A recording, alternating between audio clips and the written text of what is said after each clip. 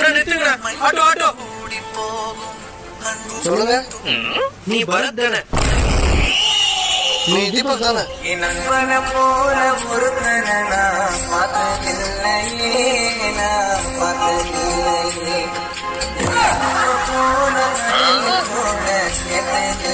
மச்சான் 10வது படிக்கும் போது வீடு காலி பண்ணிட்டு போனீங்க.